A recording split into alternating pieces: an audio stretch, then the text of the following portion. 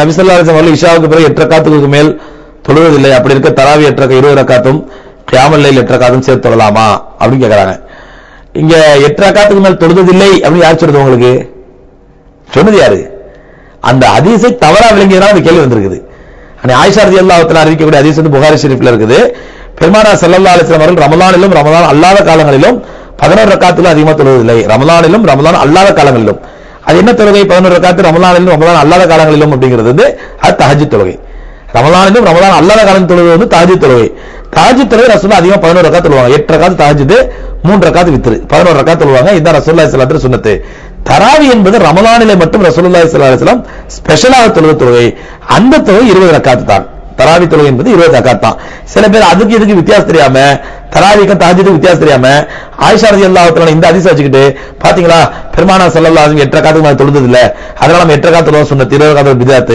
பெருமானார் ஸல்லல்லாஹு அலைஹி வஸல்லம் 8 ரக்காத்துக்கு மேல தொழுதுன்னா ஆயிஷா எதை சொல்றாங்க? ரமலானிலும் ரமலான் அல்லாத காலங்களிலும்.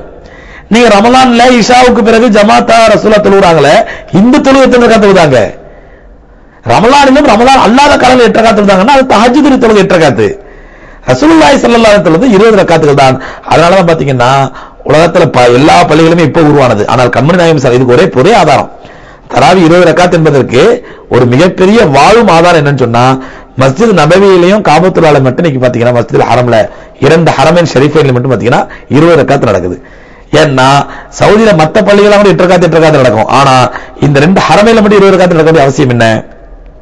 கண்மணி நாயகம் ஸல்லல்லாஹு அலைஹி வஸல்லம் அவர்கள் காலத்திலிருந்து இன்று வரை தொழுகை முறைகளிலோ இபாதத் முறைகளிலோ எந்த மாற்றமும் இல்லாமல் நடக்கக்கூடிய 2 பள்ளிவாசல்கள்.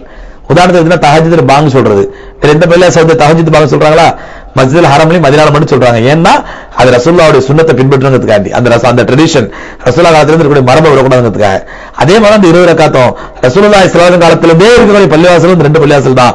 இந்த 2 பள்ளிவாசலும் ரசூலுல்லாஹி ஸல்லல்லாஹு அலைஹி காலத்திலும் சஹாபாக்கள் காலத்திலும் 20 ரக்காத் நடந்ததனால தான் அப்படியே ட்ரெடிஷனா 20 ரக்காத் வந்துட்டே இருக்குது. மத்த பள்ளிகள் இப்ப கட்டினது அவங்க 8 ரக்காத்து 10 ரக்காத்து 20 ரக்காத்து மாத்திக்கிட்டாங்க. அதனால 20 ரக்காத் என்பது ஆதாரப்பூர்வமானதுதான். அதாவது 20 ரக்காத் தொழுங்க, 20 ரக்காத் தொழுதாக வேண்டும் கட்டாய ஃபர்லு அப்படிலாம் ஒண்ணு இல்ல. உங்களால எவ்வளவு முடியுமோ தொழுங்க. அதே நேரத்தில் 20 ரக்காத் தொழுவலாம் பித்அத் ஹராம் அப்படின்னு